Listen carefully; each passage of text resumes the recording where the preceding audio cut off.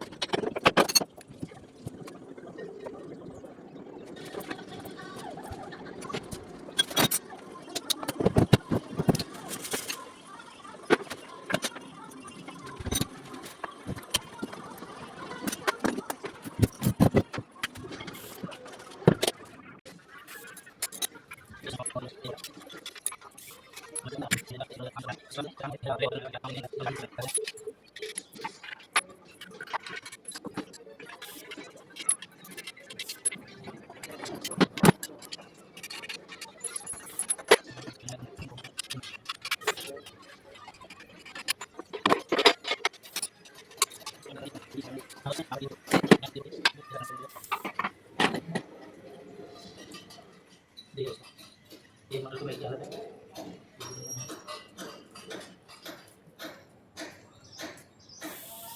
ठीक है दोस्तों, आज हम आपको स्ट्रक्चरल आर्म खोलना सिखा दिया है।